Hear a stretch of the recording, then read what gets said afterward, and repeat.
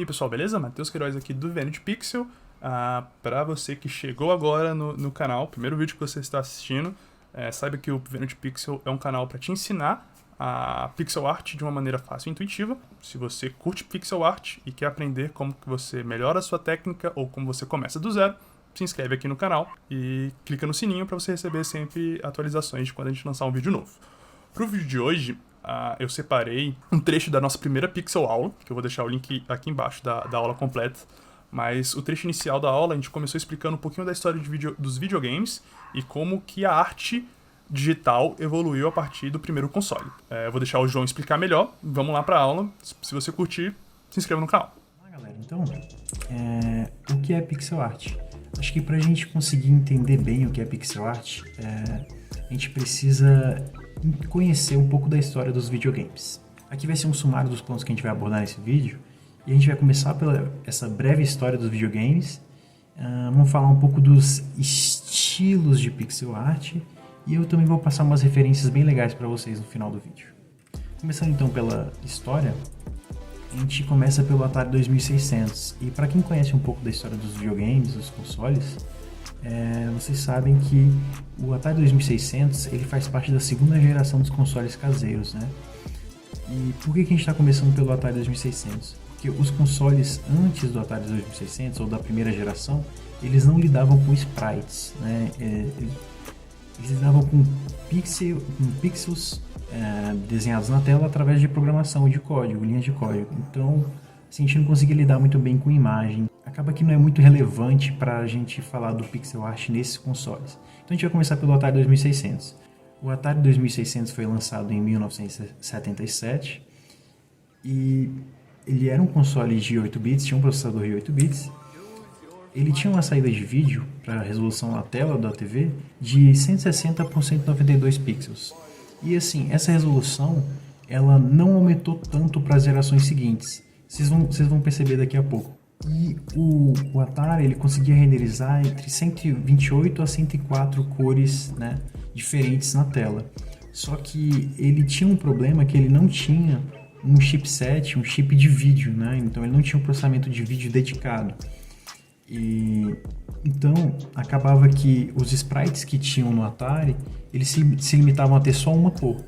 E para quem conhece sabe que alguns na tela tinham sprites com mais de uma cor, mas o que acontece? Essas cores elas eram colocadas no sprite através de código.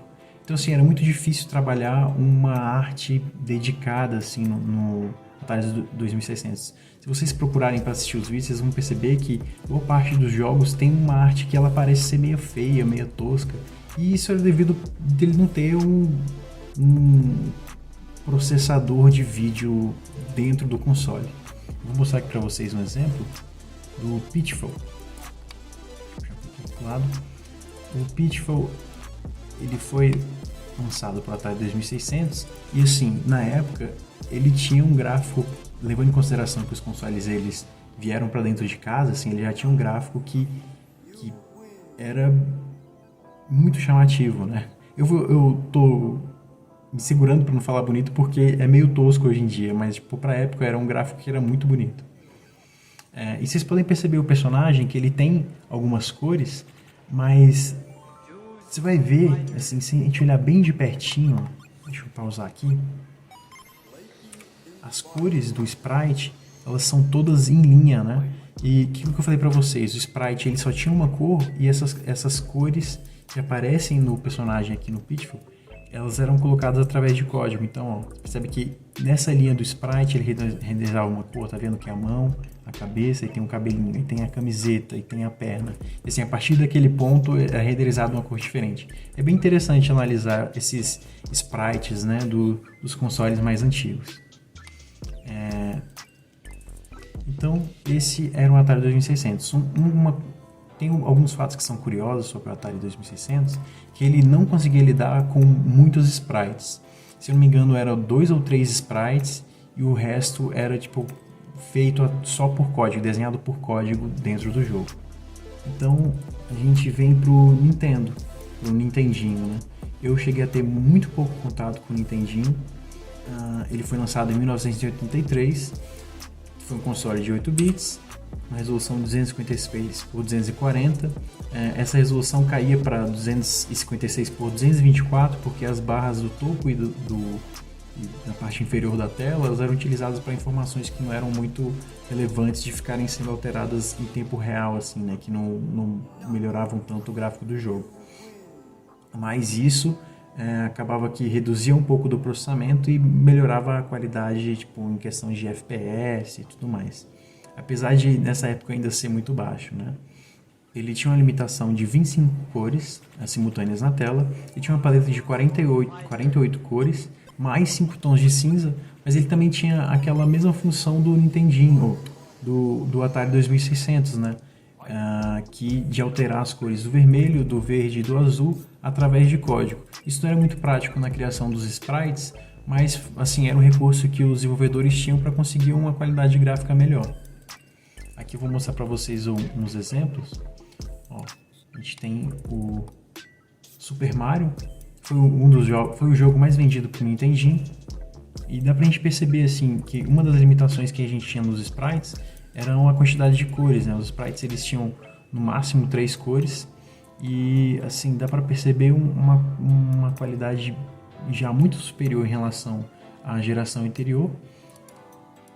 E também a gente começa a perceber um trabalho melhor nos sprites mesmo, né? No desenho dos sprites. Aqui a gente vê o Simon no Castlevania, o original, e aqui com vários personagens na tela e assim, já melhorando consideravelmente a qualidade gráfica dos consoles. Em 1988 a gente tem o lançamento do Mega Drive, com um console de 16 bits. Na minha infância eu lembro de ter jogado assim, bastante, consideravelmente na casa de uns amigos e em fliperama também. Ele tinha uma resolução de 320 por 224 e ele utilizava de uma paleta de 256 cores diferentes. Mas nessa geração, o processamento gráfico ele já melhorou consideravelmente.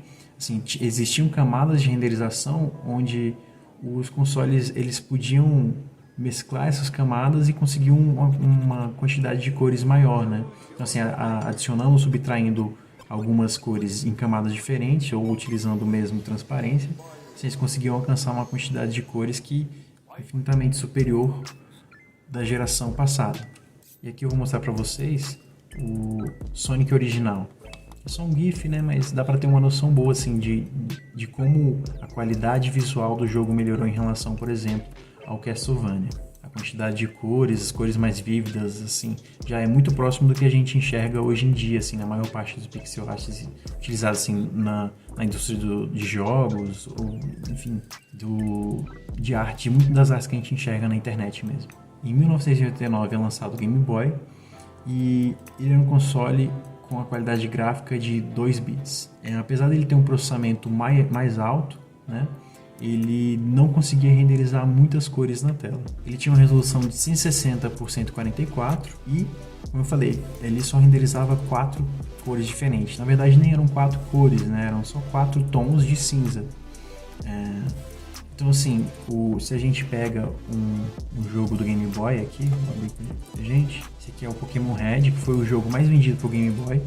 E a gente consegue perceber que são pixels pretos, cinza, e assim, são uma tonalidade baixa, mas que a gente já consegue enxergar a mesma coisa, assim. Essa limitação da quantidade de tons de preto, ela fez com que os artistas conseguissem resultados diferentes dos consoles que tinham um processamento gráfico melhor, mas ainda assim era muito satisfatório. E esse estilo de arte ainda é muito feito hoje em dia, e muito apreciado também. E em 1990, a Nintendo lança o Super Nintendo, ou o Super Famicom, né? Ele foi um console de 16 bits, assim como o Mega Drive. Ele tinha uma resolução um pouco mais baixa que o Mega Drive, 256 por 224. Ele, como eu falei, mesmo processamento do Mega Drive, eles tinham chips diferentes de processamento gráfico, mas a capacidade era a mesma, né? Era a limitação da época mesmo. 256 cores, mas trabalhava com várias camadas de renderização, então conseguia fazer a mesclagem dessas camadas e alcançar uma qualidade gráfica muito superior a qualquer console anterior a essa geração, né? E a gente chega em meados de 1990, tem um console portátil que é lançado no mercado de 1 bit. ele tinha uma resolução de 10x20 e só tinha uma cor na tela. Talvez você, assim, esteja falando, caraca, mas que console é esse? Mas provavelmente você já jogou um desse, ou deve ter visto um camelô por aí. Esse é o Brick Game, né? Aqui no Brasil, acho que ele era muito conhecido por 1001 jogos, alguma coisa assim, que era sempre um joguinho de corrida, um joguinho de corrida de Fórmula 1, tinha corrida de barco, e tinha, enfim, um monte de jogos nada a ver, assim. Era legal que tinha o Tetris, né? E apesar dele ter uma resolução bem diferente, assim ele tem essa resolução de porque ele lidava com essas informações, né, de mostrar que esse pixel, esse ponto aparece, esse ponto não, mas ele não tinha aquele aspecto de pixel mesmo, né? Coloquei aqui mais a título de curiosidade mesmo, né? Mas o funcionamento dele é como se fosse de um console de 1 bit, né? A arte seria de 1 bit. Então, aqui a gente já entendeu bem um pouco dessa história, né, de como a pixel art evoluiu nas gerações, né, através das gerações de console. Aqui eu podia falar também do PlayStation, do Dreamcast, de vários outros consoles que também tiveram muitos jogos em pixel art, mas acaba fugindo do propósito. Por quê? Porque esses jogos, apesar de ter uma resolução maior na tela, a resolução dos pixels ela se manteve ao que era proporcional nesses consoles que a gente mencionou aqui. Então acaba que não faz muita diferença. Mesma coisa hoje em dia, assim, a gente tem um computador que renderiza 4.000 por 4.000 pixels na tela, mas isso não faz muita diferença para o que seria o pixel art, né? Levando em consideração que o pixel art é a manipulação individual dos pixels, ou assim, minimamente em pequenos grupos de pixels, isso acaba sendo inviável trabalhar com pixel art em uma resolução tão alta. Então o que a gente faz hoje? A gente pega uma resolução dessas que são as mais antigas e faz o pixel art e projeta numa resolução mais alta. Assim, isso faz com que a gente consiga enxergar melhor as bordas dos pixels e tudo mais.